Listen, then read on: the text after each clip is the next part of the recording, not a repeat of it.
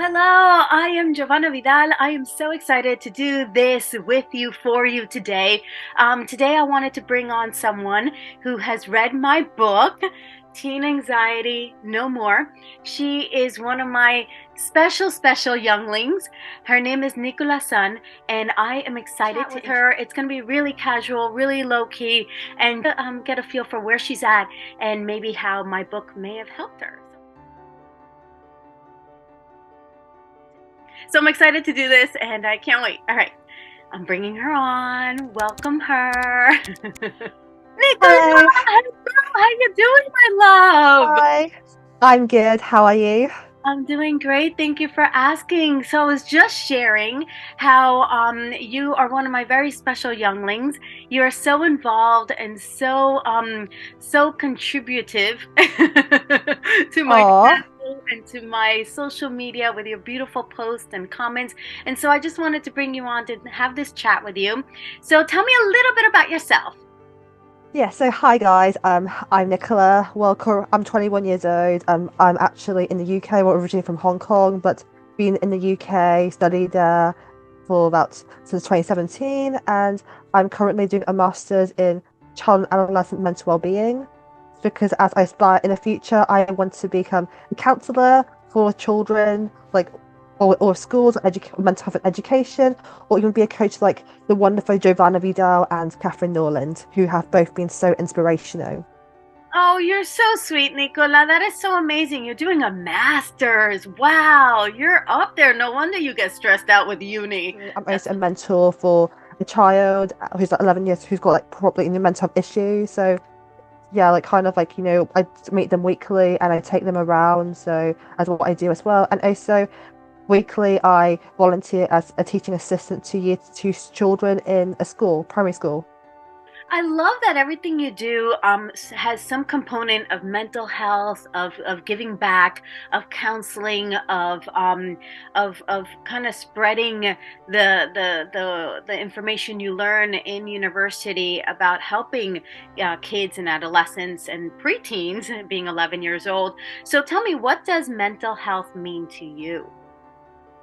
This is a very, very interesting question. So it's a good, I mean, I get asked often, and well, I would say like it's got different things. For example, more like, kind of like, positivity and like knowing not only like, how you feel and kind of like, when you support someone, it's like knowing the right way to actually provide a support because sometimes listening to someone who's like mental health, who's got problems, it can be quite overwhelming. It can sometimes become overwhelming and like for you, especially because you feel that you're putting like them before you, but really it should be you before anyone else. So I think that's what more mental health is about. It's okay that sometimes we can feel sad, we can feel angry, we can feel stress, we can feel anxious. Like it's absolutely okay to feel all these emotions because like not like everyone's going to be happy all the time. So because it can be like my like toxic positivity because like how people are, oh, think positive, cheer up, all that kind of thing. Because even they were sad to me personally, and doesn't even help me.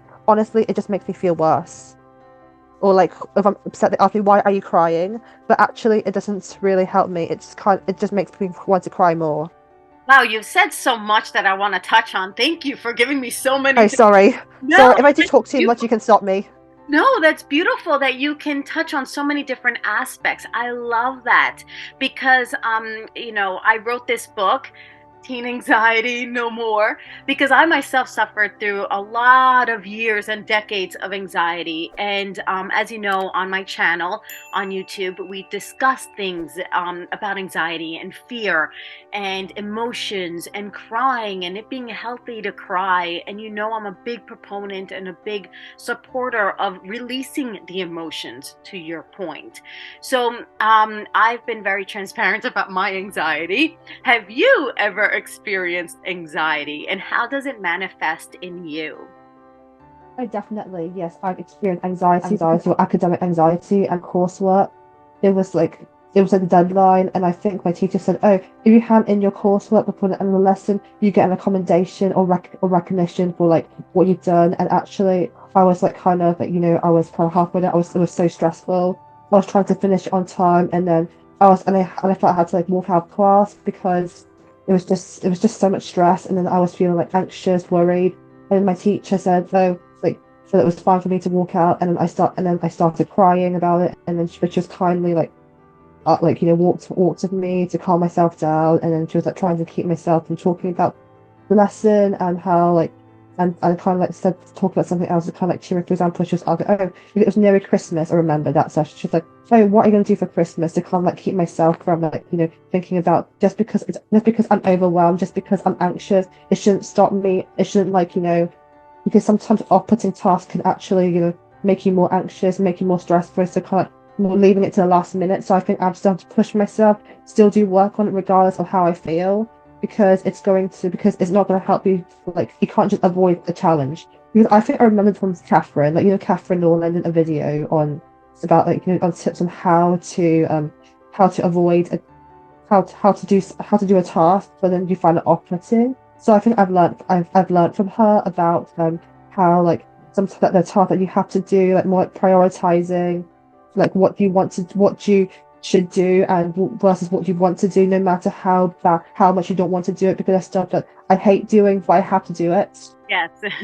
Okay, so I'm just going to mention here, in case you don't know, Catherine Norland is a fellow Dharman actor, and she is a wealth of information and knowledge and wisdom and insights, and we love Catherine. So that is who Nicola is referring to, in case you're wondering who Catherine is.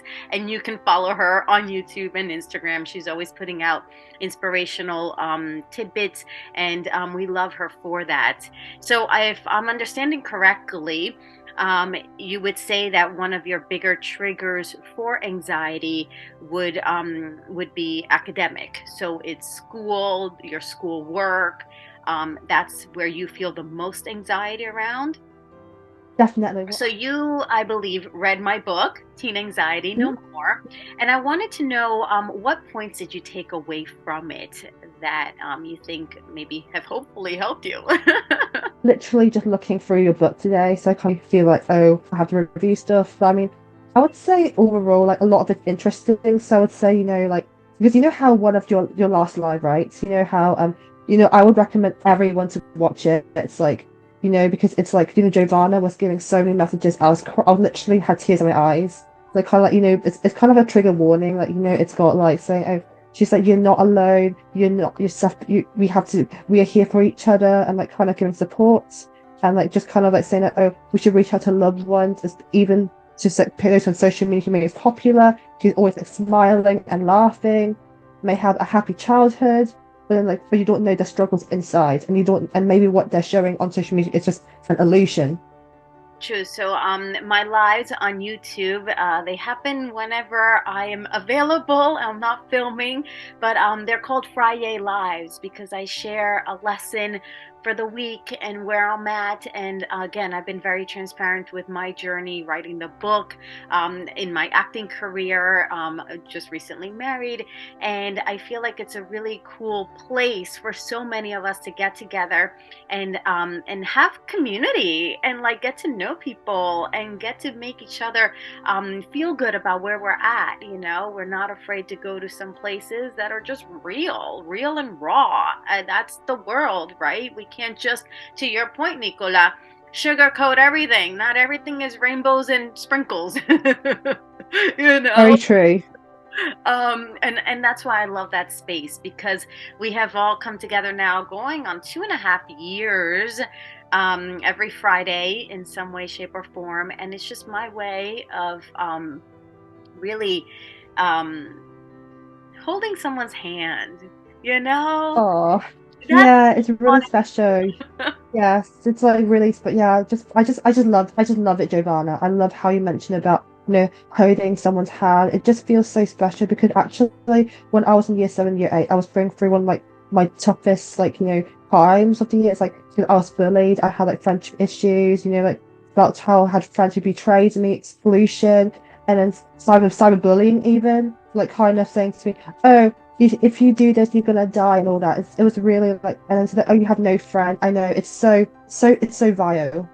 Because bullying, now that it can be cyber, adds a whole nother component that is very real for our lives. It used to be just on the playground or at the lunch table, but now it's like it can happen 24/7 at any time, and it's very intrusive. So obviously you've dealt with that, and you know, hopefully it's in your past. Yeah, it's in my past now. Yeah, I mean, it's all forgotten, and I think it's more like, just how my friend kind of got influenced. Like, it's always someone, because especially like, for people who are like that. I was like 12 at the time. Bullying, like, when you enter high school, that's a new stage of life from elementary. We call it in America, but we call it primary here. So it's more like, so it's just kind of transition. Like, maybe you don't know each other, but eventually when you get to they'll start picking out who's popular, who's the best. Yeah, and then but suddenly they'll, like, betray you, because even in the Darman videos, I've been seeing some of that, and that's why I feel it's something touching me. I do cry in some of it. And I love that you're so vulnerable, so beautifully vulnerable, and saying that you do cry, you do release the emotion, that you feel comfortable letting it out. Because, as we say, better out than in.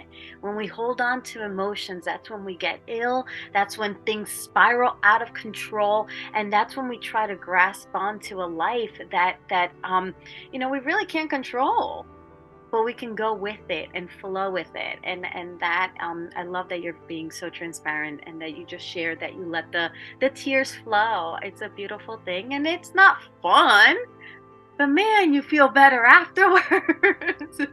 Oh yeah, oh, that's very true. Yeah, I mean, yeah, it's just a vid, just like, so it just gives me emotion because I can relate to these content, and I suppose because, like, I'm autistic as well. I always have a passion of like raising awareness of autism, and actually at my school a few years ago, I initiated Autism Awareness Day.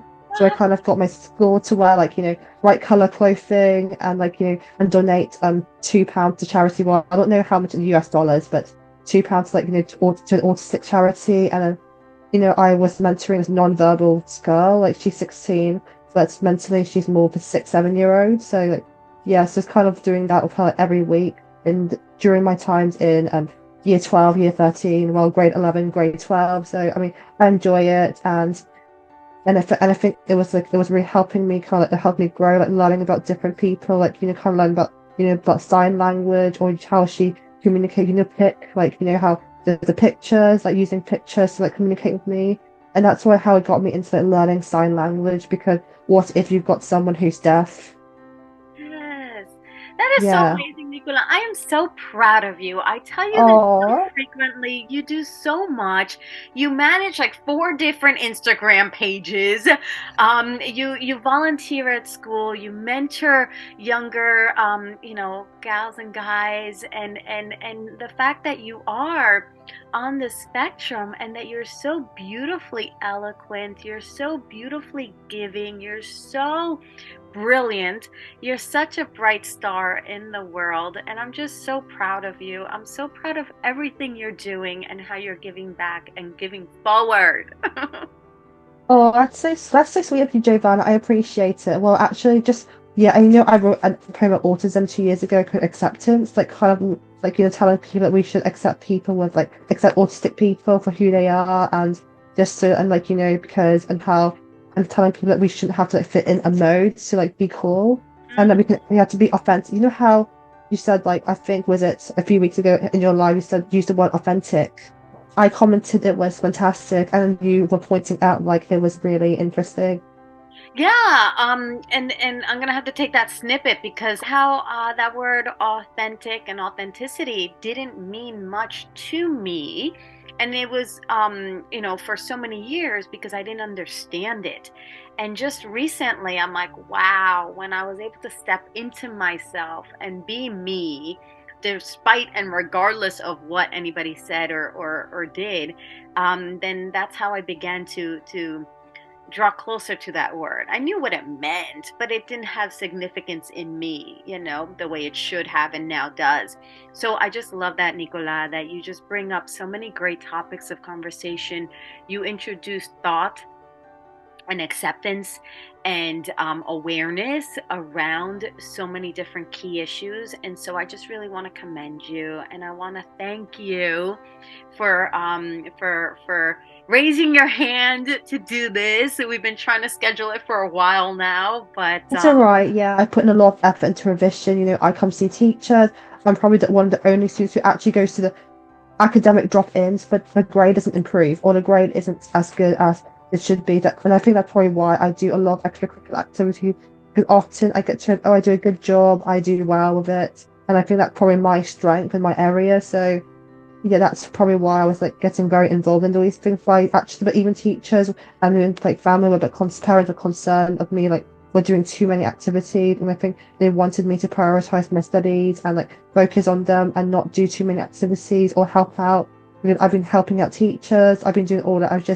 It's just kind of like because I get motivated to help out, and also because before like how I see people at school get awards and stuff.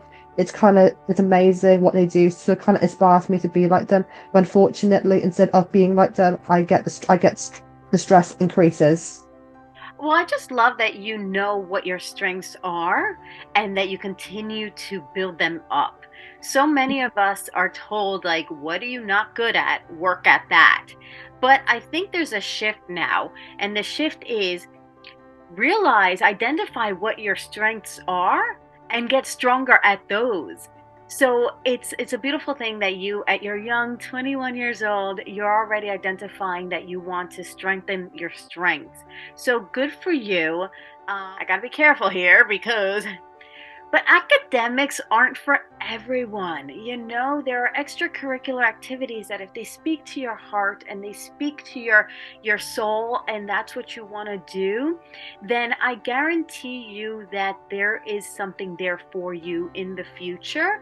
And nurturing that now is a beautiful, beautiful, beautiful opportunity for you. And academics, you know what? Some people are really great at school and they come out and don't utilize their degree. Some people aren't that great at school and come out and they conquer the world. Yeah, definitely. I can see that because actually, actually, I won a school cup for my school, so boarding school, because actually it was amazing. It was overwhelming. I had tears. It was like I had tears of joy. So it's like, so this award gets presented to like a year 13 or 12, the grade 12 students, like school who contributed a lot to like, not just the school itself, but also the community. So I've been taking a lot of things. I mean, I don't mean to brag here, so sorry guys if I do sound You can boastful. toot your own horn and pat yourself in the back and be proud of it. I'm a huge proponent of that. Be proud of yourself. With my business teacher at school, I was pretty close with her. Like, I could like she's someone I could turn to when I feel anxious. She would calm me down whenever I feel that way, and I was able to like express my anxiety to her and stress, and not just with studying but other things. So I was doing activities. So I was helping litter picking, and I just like helped her conduct a survey to analyze in the village on where to locate bins. Like, so it's for people to like not throw litter on the ground. And I was helping my psychology teacher, another teacher who I could turn to whenever I felt anxious, same thing. So she was the one who said to me,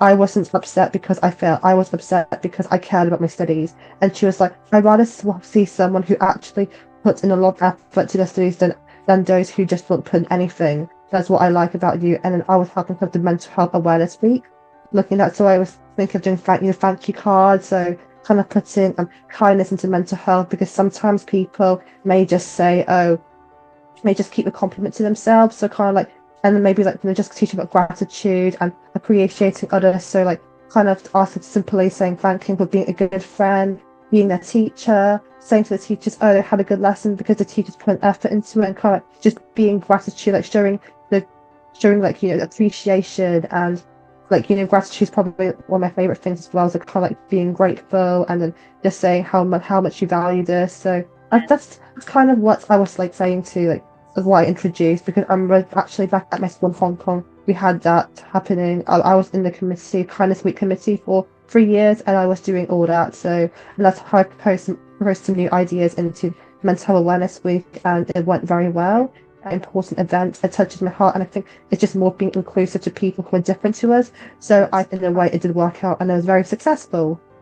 Good for you. I mean, I'm so again proud of you. A little sprinkling of Nicola and the beautiful things that you're doing for this world. Thank you for being part of my bubble on our Friday lives in YouTube, and for reading my book and writing a review on Amazon. Thank you, my love, for all your support. And do you have any last minute like 20 seconds. If anybody wants to reach out to you, what do you want to share with anybody watching this? Well, I would say kind of like, just keep going and like, just don't give up. So that's probably one thing I would say. Like, if you go through a problem, I'm sure you'll just have to rise above it. I'm like, just find solutions. It's just a matter of being resilient. That's probably a word I want to use as well.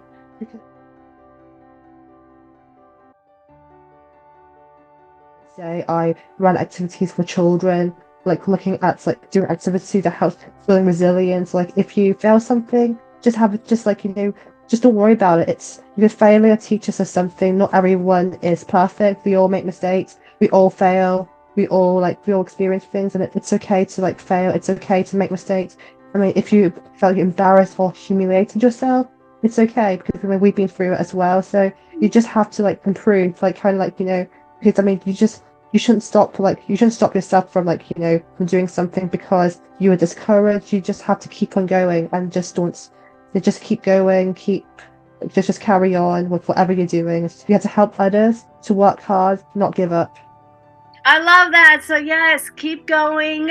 And I just love that word for 2023, resilience. Be resilient, Yes. resiliency, and just keep going. I must say, Mr. Gutierrez, I'm impressed. Seems like you've really turned your life around. Yes, Your Honor. I have.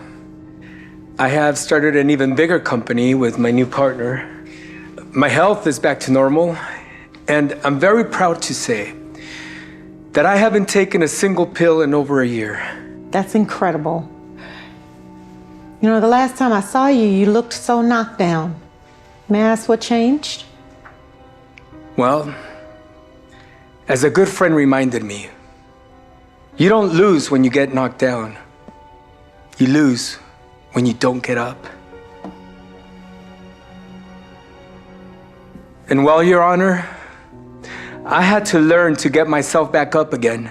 I love it. I love it. Nicola, you've been wonderful. Thank you again for taking Oh, time to sit with me and to share your beautiful thoughts on mental health and anxiety and how we can help the world in our own way. So thank you, Nicola.